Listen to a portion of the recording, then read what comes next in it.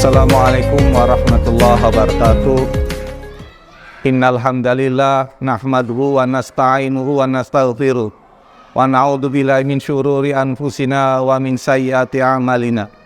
May yahdihillahu fala mudhillalah wa may yudlil fala hadiyalah. Asyhadu an la ilaha illallah wahdahu la syarikalah wa asyhadu anna Muhammadan abduhu wa rasuluh.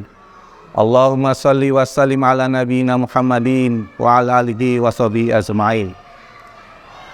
Para pemirsa yang berbahagia, pada kesempatan ini dalam bulan Ramadan yang penuh berkah ini, saya akan menyampaikan tentang beberapa materi yang berkaitan dengan Al-Quran. Kita tahu Al-Quran di dalam surat Al-Baqarah ayat 185 dikatakan, A'udzubillahi minasyaitonirrajim, Syahrul Ramadan alladzi unzila fihil Qur'an hudal linnasi wa bayyinatin minal huda wal furqan. Bahwa bulan Ramadan tepat diturunkannya Al-Quran sebagai petunjuk dan sebagai penjelas bagi manusia, bahwa bulan Ramadan ini adalah tempat di mana Al-Quran diturunkan dan diwajibkan kita berpuasa selama 1 bulan. Pemirsa yang berbahagia, kalau kita melihat turunnya Al-Quran, apa fungsi Al-Quran yang utama? Tentunya sudah disebutkan sebagai hudal linnas, sebagai petunjuk bagi manusia, kemudian sebagai pembeda atau sebagai furqan bagi seluruh manusia. Namun yang lebih khusus lagi disebutkan di dalam surat Al-Isra ayat 82 dikatakan, wa nunazzilu minal Qur'ani ma huwa syifaa'un wa rahmatul lil mu'minin. Dan telah diturunkan Al-Quran, wa nunazzilu minal Qur'an, arti syifa adalah penawar, obat. Tentunya kita tahu bahwa obat itu adalah sesuatu yang menyembuhkan pada diri manusia. Namun obat-obat yang pernah kita konsumsi itu adalah obat yang biasanya melakukan riset untuk penelitian dalam penggunaannya bagi manusia. Sebelum obat itu dimakan atau diminum oleh manusia, obat itu tentunya melakukan penelitian dulu sebagai seorang dokter ataupun peneliti. Namun berbeda dengan Al-Quran. Al-Quran ini sebagai obat langsung diturunkan oleh Allah melalui malaikat Jibril kemudian kepada Nabi Muhammad SAW, sehingga jaminannya bahwa Al-Quran sebagai obat itu tanpa melalui riset. Dan apabila orang-orang yang mampu untuk menghafalkan ataupun mengkaji Al-Quran, maka di dalam dirinya Al-Quran itu bisa menjadi obat.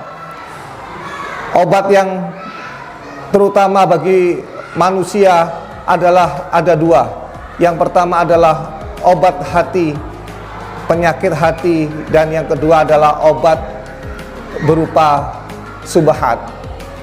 Obat yang pertama adalah penyakit hati, seperti disampaikan di dalam surat Al-Falaq dikatakan, Qul a'udzu birabbil falaq min syarri ma khalaq wa min syarri ghasiqin idza waqab wa min syarrin nafatsati fil uqad wa min syarri hasidin idza hasad.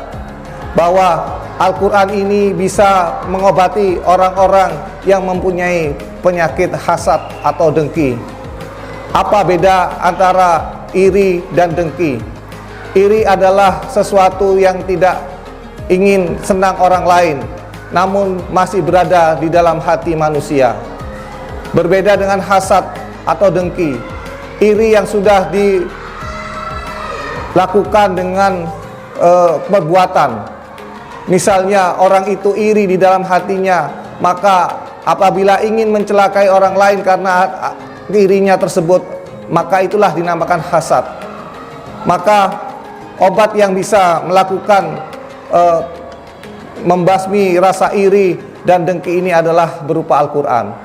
Baiklah, kita artikan dari surat Qul a'udzu birabbil falaq. Katakan pada waktu subuh. Artinya waktu falak ini adalah di mana pada waktu gelap menjadi terang itu adalah waktu falak, sehingga seperti terjadinya Big Bang itu juga falak.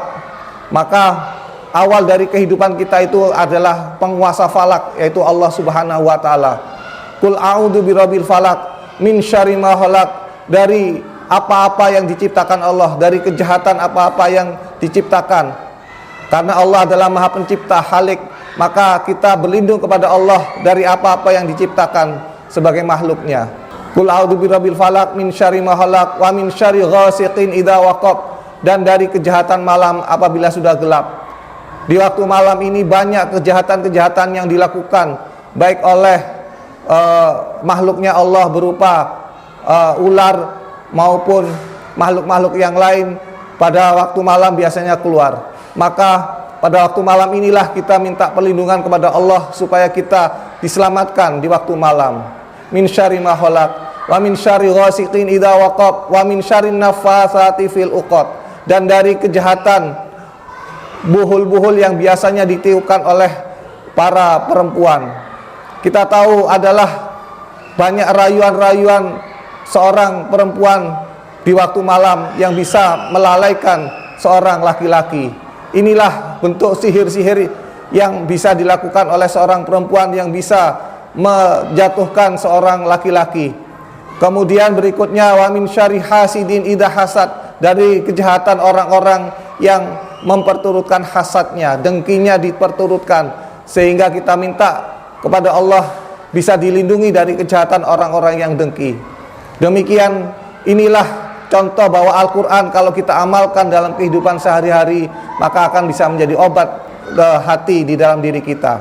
Yang kedua adalah penyakit subhat. Subhat ini artinya sesuatu yang belum jelas antara yang hak dan yang batil.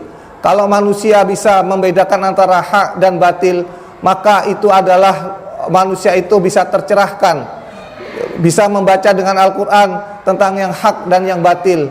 Ini adalah bentuk bahwa manusia itu bisa membedakan antara subhat di dalam dirinya. Maka itu bisa diketahui dengan pengetahuan yang ada di dalam Al-Quran. Demikian yang bisa sampaikan. Kurang lebihnya saya minta maaf. Wabillahi taufiq wal hidayah. Wassalamualaikum warahmatullahi wabarakatuh.